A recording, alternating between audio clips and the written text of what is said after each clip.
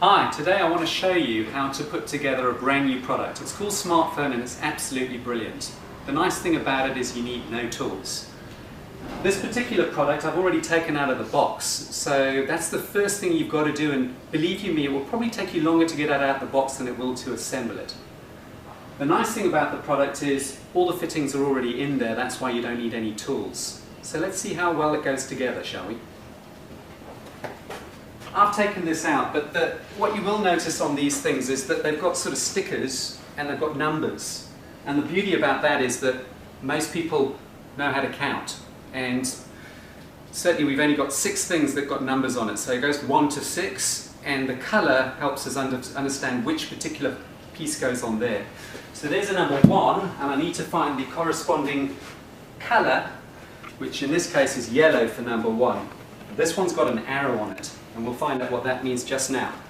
So what I'm going to do is turn around so that you can see what's happening. Is that I've got a number 1 on the side, and this particular thing, which is the top, needs to go on here. And all I want to do is I want to actually put this so that I align it at the right height, and then I can actually slide it in. That's very simple and very easy, and we've already done the first part, so we're off. And that's, you see, it's now standing on its own, so I don't have to balance anything, which is also great. So where's number 2? Here's number 2. So we can see number 2 on there is green, and there's the other green with the arrow on it. So again, so we're going to lose it at this point, but believe you me, I can see what's going on, and in it goes. So now we've got number 1 and number 2 connected. And you can see it's out of square, so it's not really breaking out. It's quite happy to be slightly out of square, and it all comes together brilliantly. Now, obviously, number 1 and number 2 went together very, very quickly, so I'm going to slow things right down so that we can see clearly what's actually happening, and you don't sort of miss what happened there. What I was saying is that, obviously, with the stickers, they need to be at the same height, and you can see that this is a lot lower than that one. So we need to lift this up, because inside you've got spaces for the protruding males, and it's important that these 2 stickers become the same height. As soon as they're the same height, they will actually be in a position which now you can actually slide down. So you see, make sure the stickers are at the same height. You'll find that it goes flush together. We push the arrow down and it's connected. It's really that simple. So we've done 1, 2 and 3, and now we're just going to finish the carcass or the base of this and connect it together. So again, arrow needs to be the same height.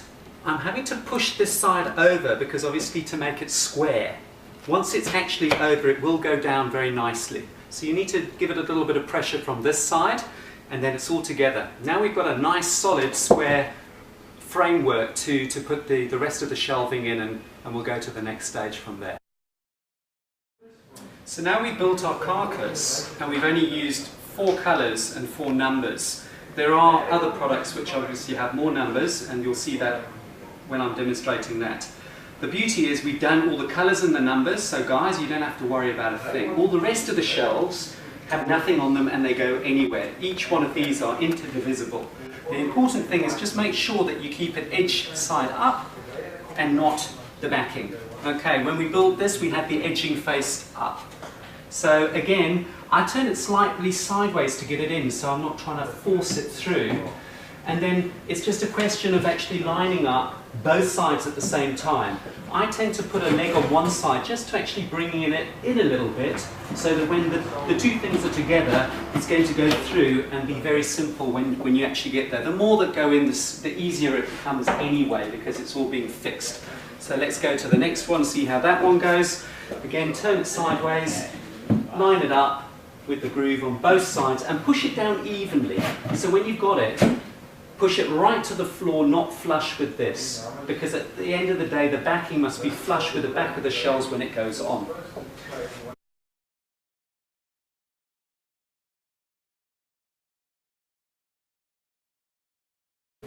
Okay, so now we've built the carcass, we've put in the shells, we're going to stand it up, and at this point it's at its most vulnerable, because it doesn't have a backing on it. But I'm going to do it anyway so you can see that without a backing on it can still stand on its own. So literally stand the thing up. It will stand on its own. It will be more wobbly. So you've got to be careful at this point that you don't manhandle it or leave it there for little Johnny to play with, because it does need a backing on it to make it stronger. And we're going to pop the backing on now, and I'll just turn this round so you can see it going on. Okay, so now we've got the backing there. We've seen that this is slightly over in places, so all you have to do is just nudge it so it's nice and square. We'll clean that up when I turn it around and you can see it as well.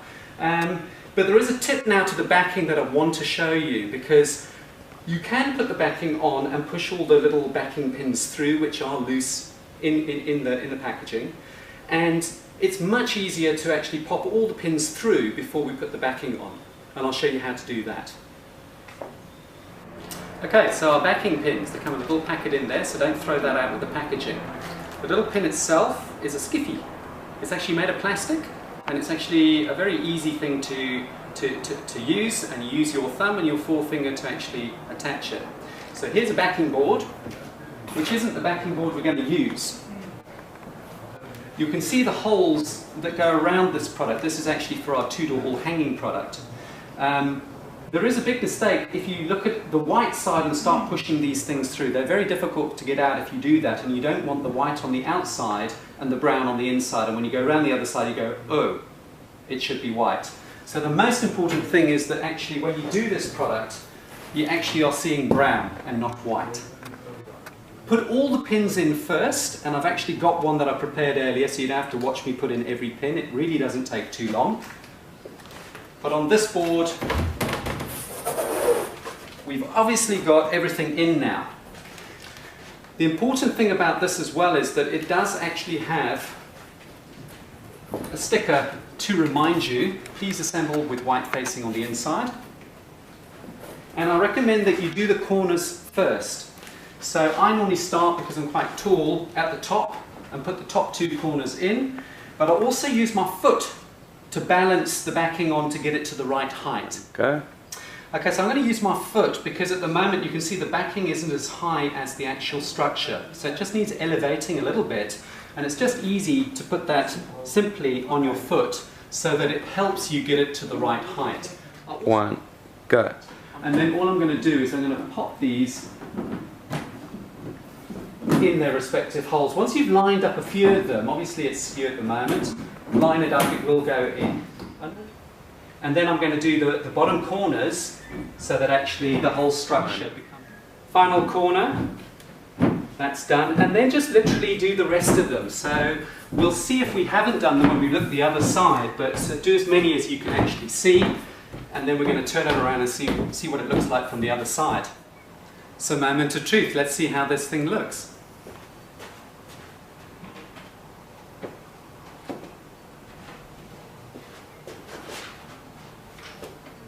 I like it, I hope you do.